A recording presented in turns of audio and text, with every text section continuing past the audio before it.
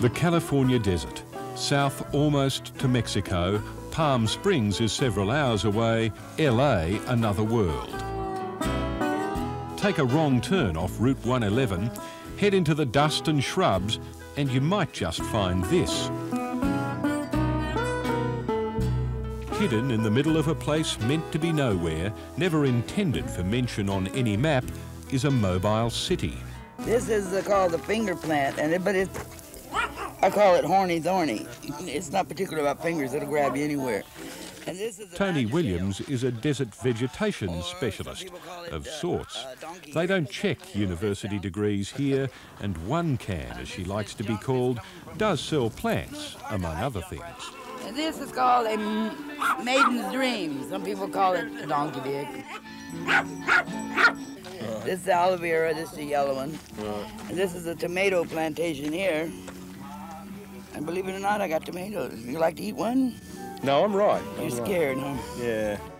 Home for the last 9 of her 65 years has been a piece of American dirt so unattractive to most, no one charges her or anyone else to live here. From the middle of that road right down there to that old dead tree, that's about all I give a damn about. It's about half a mile. Well, that's it.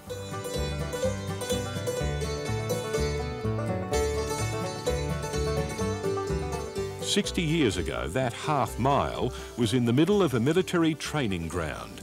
Apparently, legendary tank commander George Patton used the area to prepare his first US Armoured Corps for the North Africa invasion during World War II. In the 60s, the military moved, tearing down its buildings, but leaving the concrete slabs, never guessing they'd make foundations for nomads of another era. The seeds of Slab City. The Lord said, "Let there be light." I think it's moose turd pie, but it's good, though. A trailer camp of barely 100 people year-round. How about a rousing chorus of This Little Light of Mine for Slab City, California, USA? Okay, let's do it. This little light of mine. Slab City grows to 5,000 or more in the mild winter months, populated by snowbirds, retirees who flock from the freezing northern US and Canada in about October,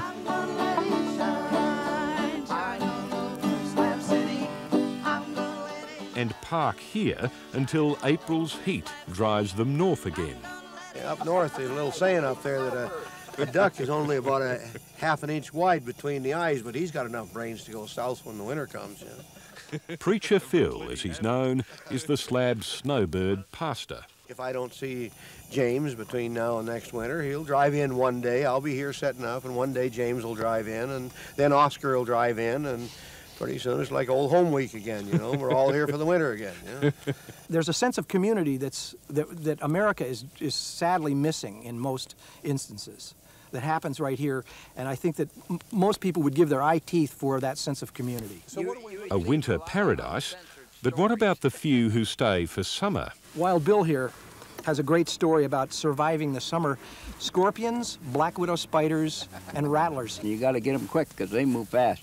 And that night I killed 14 black widow spiders all around my camp, and I never got bit one time.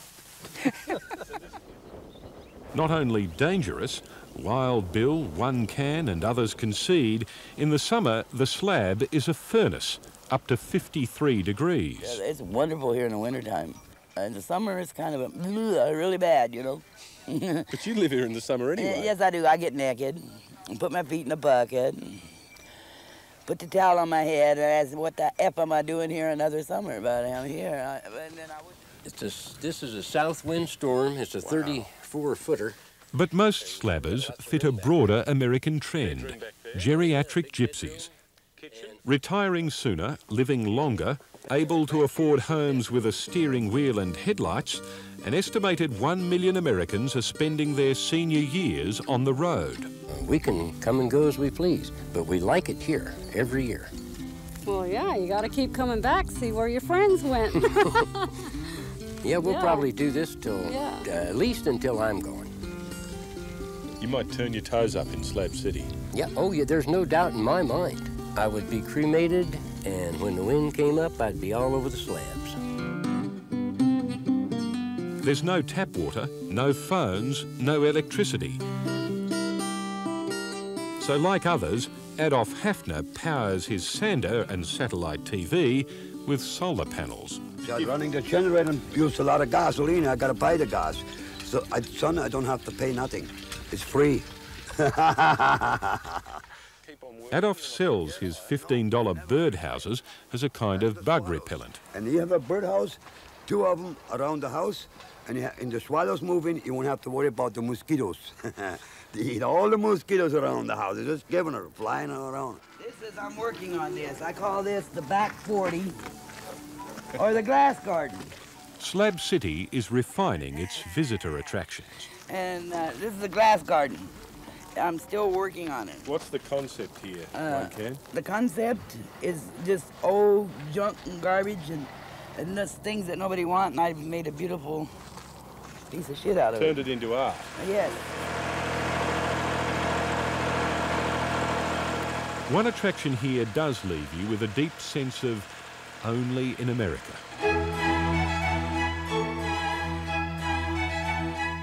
I built Salvation Mountain because I wanted everybody to know that God Almighty loves them.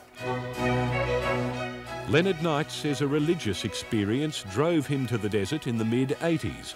Since then, he slapped about 50,000 litres of paint on a clay ridgeline overlooking the slabs. Salvation Mountain. Where do you get all of your paint, Leonard? I get my paint through people who look at the mountain and like it, and they'll say, when I come back, I'm going to give you a lot of paint, Leonard. I'll be honest, everything really good that's happening on this mountain, God Almighty did it. The mountain has already been Slab City's salvation. Municipal officials wanting to clean up the city and charge squatter fees found it's against the law to have a religious shrine in a US park. And no one's game to bulldoze God's corner of the slabs. I want the Congress of the United States of America now to protect it. It should definitely be a national monument, I believe. Some visitors are so moved, they pick up a brush and slap on a few litres. Leonard's just created something just completely thrilling here, you know. Now summer's coming. Slab City's evergreens are digging in as the snowbirds and their RVs head north. There's a lot of nice ones, and there's a bunch of buttholes, but, you know, you kind of go through and cull them. No one doubts it, but few can explain why. When the season turns again, the slabbers will be back to this, the unlikeliest of places to retire.